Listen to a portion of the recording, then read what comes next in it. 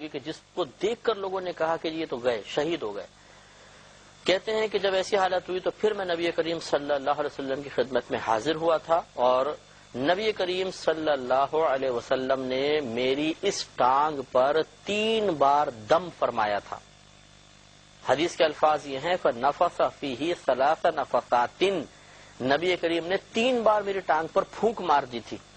تو کہتے ہیں کہ میں اس وقت تک یعنی اس وقت سے اب تک دوبارہ کبھی تکلیف میں گرفتار نہیں ہوا ہوں۔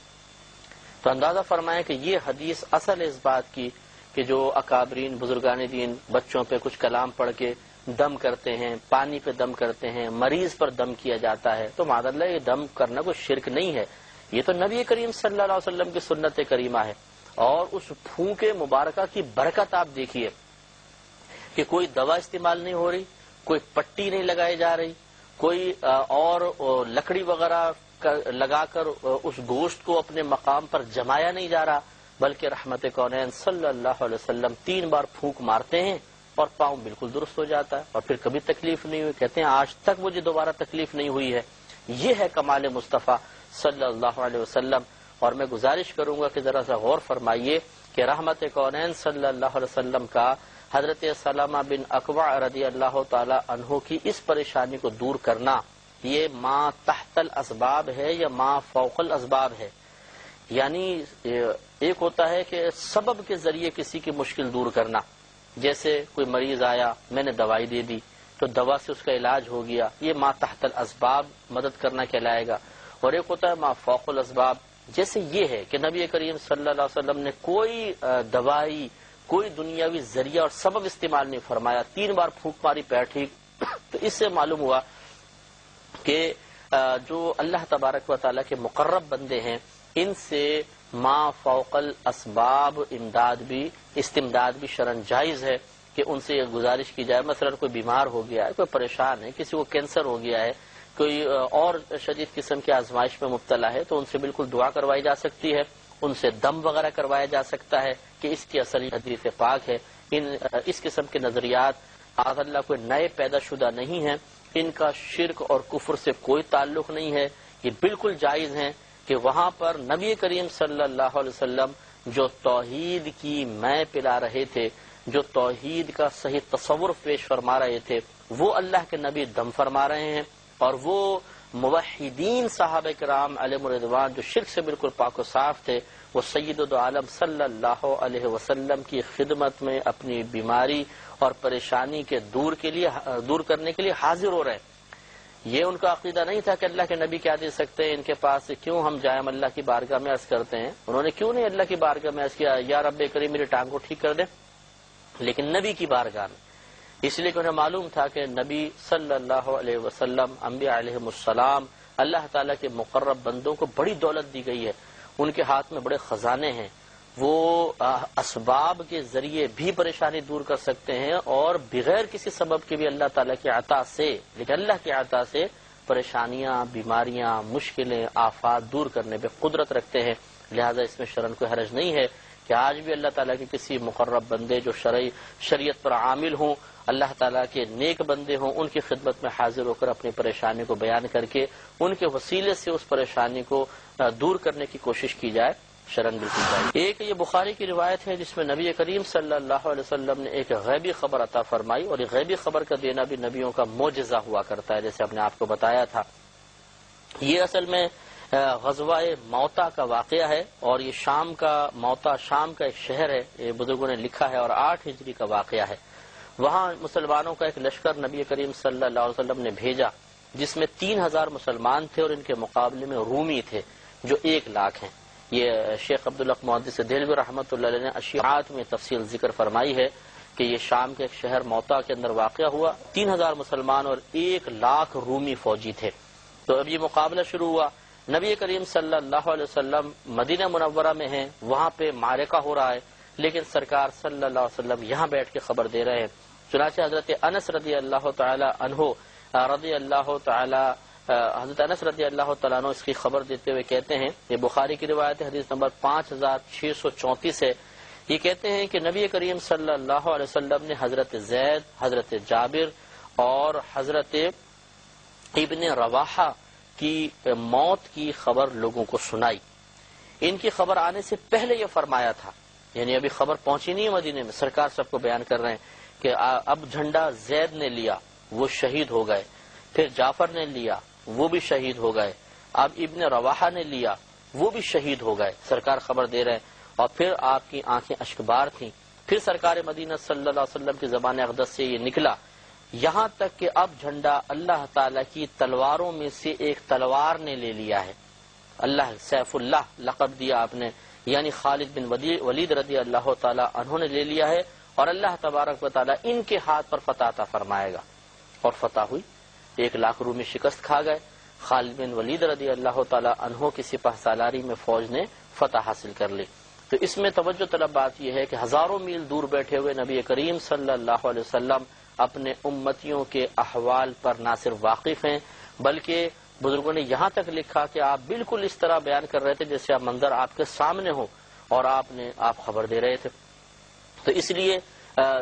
یقینی سی بات ہے، ہم پہلے بھی اس پہ کلام کر چکے ہیں کہ نبی کریم صلی اللہ علیہ وسلم کو اللہ تبارک و تعالی نے جو خصوصیات اور صفات سے نوازا ہے وہ کوئی عارضی نہیں تھی۔ اگر عارضی ہیں تو اس پہ دلیل پیش کی جائے، ہاں دائمی تھی، اس پر دلیل موجود ہے۔ وَلَلْآخِرَةُ خَيْرٌ لَكَ مِنَ الْأُولَىٰ، اے حبیب کریم صلی اللہ علیہ وسلم، ہر آنے والی گھڑی آپ کے لیے پچھلی گھڑی سے افضل ہے۔ اور اس میں کسی کا اختلاف نہیں کہ نبی کریم صلی اللہ علیہ وسلم کے کمالات میں روز بروز اضافہ ہو رہا ہے، اس لیے کہ آپ تنزلی کی طرف مائل کبھی نہیں ہوئے، ہمیشہ ترقی کی طرف مائل ہوئے۔ تو جو اللہ کے نبی آج سے کم و بیش 1500 سال پہلے بعطائے الہی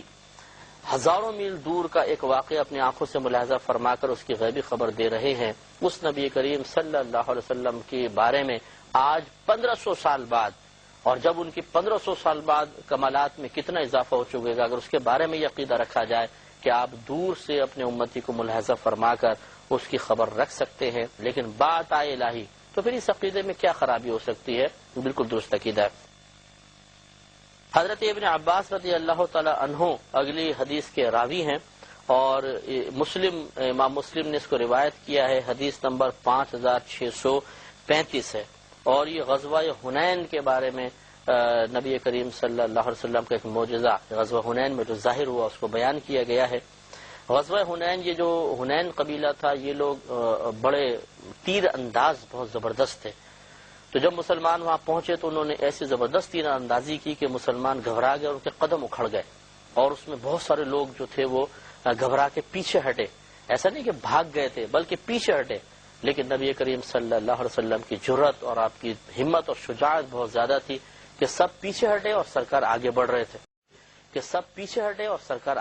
تھے ان تیروں کی بارش کے باوجود نبی کریم صلی اللہ علیہ وسلم آگے بڑھے۔ اس وقت آپ کا ایک معجزہ ظاہر ہوا۔ تو حضرت ابن عباس رضی اللہ تعالی عنہ روایت کرتے ہیں، کہتے ہیں کہ میں حنین کے دن نبی کریم صلی اللہ علیہ وسلم کے ساتھ حاضر ہوا، تو جب مسلمان اور کفار آپس میں لڑنے لگے اور زبردست معرکہ ہوا تو مسلمان پیٹھ پھیر کر بھاگ پڑے۔ پیٹھ پھیر کر بھاگنے کا مطلب وہی کہ ایک دم تیر اندازی تیزی کے ساتھ ہوئی تو مسلمان گھبرا کے پیچھے ہٹے۔ تب نبی کریم صلی اللہ علیہ وسلم کفار کی طرف اپنے خچر کو ایڑ لگا رہے تھے، یعنی اس کو آگے بڑھنے کے لیے اکسانا، ایڑ لگانا کہلاتا ہے۔ میں یہ کہتے ہیں حضرت عباس کہ میں نبی کریم صلی اللہ علیہ وسلم کے خچر کی لگام پکڑے ہوئے تھا اور اسے روک رہا تھا کہ کہیں تیز نہ چل پڑے، سرکار کو نقصان ہو جائے گا صلی اللہ علیہ وسلم، آپ کفار کی طرف بڑھ رہے تھے۔ اور ابو سفیان ابن حارث رضی اللہ تعالی عنہ رسول کریم صلی اللہ علیہ وسلم کے رکاب پکڑے ہوئے تھے، یعنی جو جہاں پر پیر اسٹینڈ جو بنایا جاتا اس میں پیر تھے وہ انہوں نے پکڑی ہوئی تھی، اور میں لگام پکڑے ہوا تھا، روک رہا تھا خچر کو، لیکن نبی کریم صلی اللہ علیہ وسلم کفار کی جانب اس کو بڑھا رہے تھے۔ تب نبی کریم صلی اللہ علیہ وسلم نے فرمایا کہ اے عباس، بیعت رضوان والوں کو آواز دو، یعنی صلح حدیبیہ کے وقت جنہوں نے نبی کریم صلی اللہ علیہ وسلم کی بیعت کی تھی انہیں بیعت رضوان والے کہا جاتا ہے، تو ان صحابوں کو آواز دو۔ اب دیکھیں جس وقت جنگ ہوتی ہے، یہ آج کل کا دور تو نہیں ہے کہ پہاڑی کے پیچھے بیٹھے ہوئے ہیں بس فائر کر رہے ہیں، دور سے بم مار رہے ہیں، گرینیڈ مار رہے ہیں، وہ تو بالکل آمنے سامنے جنگ ہوتی تھی۔ اور جس وقت جنگ ہوتی تھی اس وقت کسی کا ہاتھ کٹ رہا ہے، کسی کا پیر کٹ رہا ہے، اور پھر ایک جوش میں آوازیں نکلتی تھیں، تکبیر کی آوازیں، وہ لوگ بھی آوازیں نکالتے تھے، تو بعض وقت کان پڑی آواز سنائی نہیں دیتی تھی۔ اس وقت یہ کہنا کہ جو مسلمان جا رہے ہیں اور بدحواسی کے عالم میں پیچھے ہٹے ہیں سٹینڈ لینے کے لیے، ان میں سے بیت رضوان والوں کو پکارو۔ بڑی بات ہے، افروز غور فرمائی کہ اتنے شور میں اور پھر عباس رضی اللہ تعالی عنہ کی آواز کا ان لوگوں تک، بیت رضوان والوں تک پہنچ جانا، یہ بڑی حیرت انگیز بات ہے۔ اور یہ نبی کریم کا معجزہ تھا کہ آپ اپنی آواز تو پہنچا ہی سکتے تھے، لیکن آپ نے جس صحابی کو فرمایا کہ ان کو بلاؤ، اللہ تعالیٰ کی عطا سے ان کی آواز ان لوگوں تک پہنچی۔ تو فرمایا کہ عباس بیت رضوان والوں کو پکارو۔ تو حضرت عباس رضی اللہ تعالی عنہ کہتے ہیں کہ میں بہت بلند آواز تھا، تو میں نے بلند آواز سے پکارا کہ بیت رضوان والے کہاں ہیں؟ فرمایا خدا کی قسم جب میں نے پکارا تو انہوں نے میری آواز کو سنی، اور میری آواز سے وہ اس طرح گھوم گئے جیسے گائے اپنے بچے کو موڑتی ہے۔ یعنی گائے، آپ نے دیکھا بچہ بچھڑ جائے تو گائے آواز نکالتی ہے تو بچہ بھاگ کے اس کے پاس آ جاتا ہے، تو کہتے ہیں میری آواز میں اللہ تبارک و تعالی نے وہ برکت پیدا فرمائی کہ جب میں نے پکارا ان کے پاس آواز بھی پہنچی، اور وہ فوراً پلٹ کے ایسے آ گئے جیسے گائے اپنے بچے کو واپس بلا لیتی ہے، اور وہ بولے کہ ہم حاضر ہیں، ہم حاضر ہیں، لبیک لبیک، ہم حاضر ہیں۔ نبی کریم صلی اللہ علیہ وسلم نے فرمایا کفار سے جنگ کرو۔ پھر آپ نے فرمایا کہ انصار کو پکارو، تو پھر آپ نے فرمایا کہ اے گروہ انصار، اے گروہ انصار، آپ نے پکارا، تو کہتے ہیں کہ پھر وہ سب کے سب انصاری بھی تشریف لے آئے۔ نبی کریم صلی اللہ علیہ وسلم اپنے خچر مبارکہ پہ تھے، آپ نے فرمایا کہ تم جنگ کرو، اور سرکار فرماتے تھے کہ اب لڑائی کے گرم ہونے کا وقت آ گیا، لڑائی کا تنور گرم ہو گیا، جس کو کہا جاتا ہے محاورتاً کہ اب آمنے سامنے سب آ گئے ہیں، مقابلہ شروع ہونے لگا۔ ایسا نہیں کہ نبی کریم نے صحابہ سے فرمایا لڑو خود پیچھے رہے، نہیں، بلکہ یہ کہتے ہیں کہ پھر آپ نے چند کنکریاں اٹھائیں اور وہ کفار کے منہ کی طرف پھینکی، اور پھینک کے فرمایا کہ رب محمد صلی اللہ علیہ وسلم کی قسم کہ یہ کافر بھاگ نکلے۔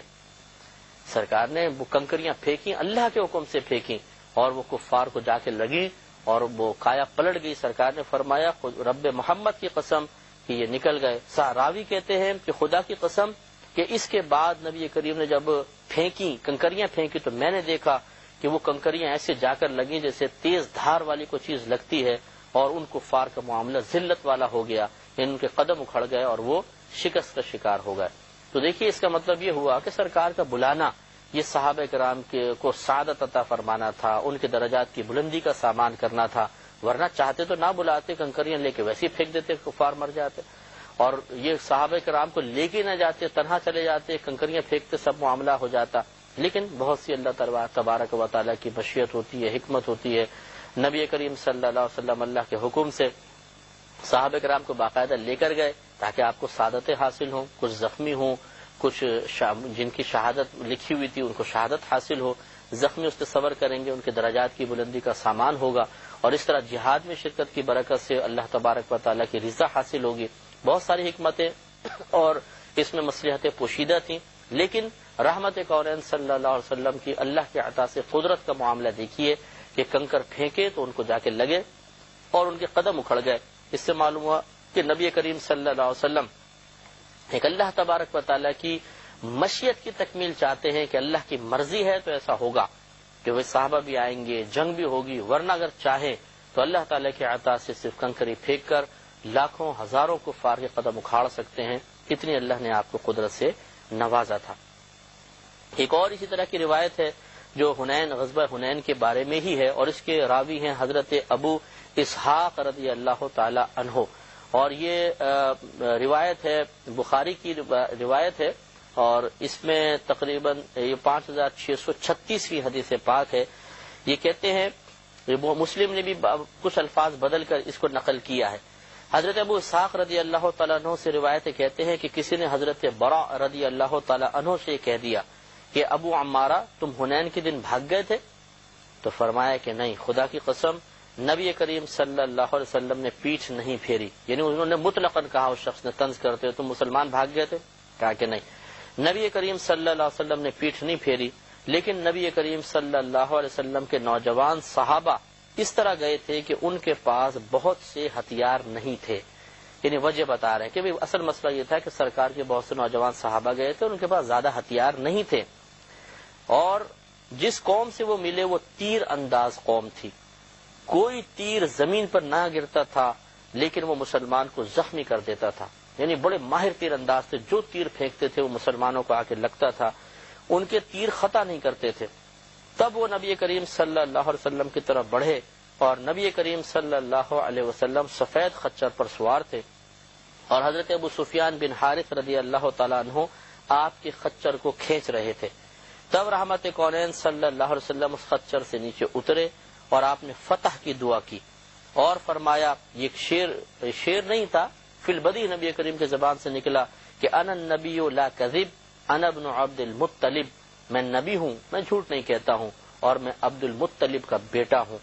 سرکار نے فرمایا، پھر مسلمانوں کی صفیں آپ نے قائم فرمائیں، اور ایک روایت میں ہے سرکار یہ کہتے ہیں، حضرت برا رضی اللہ تعالیٰ عنہ کہتے ہیں کہ خدا کی قسم جب سخت قسم کی جنگ ہوئی تھی تو ہم نبی کریم صلی اللہ علیہ وسلم کی پناہ لیتے تھے، اور ہم میں بہادر وہ تھا جو ان کے ساتھ یعنی نبی کریم صلی اللہ علیہ وسلم کے پاس کھڑا ہوتا تھا۔ اس پہ انشاءاللہ کلام ہوگا، لیکن اگلے پروگرام میں وہ آخر دعوانا ان الحمدللہ رب العالمین۔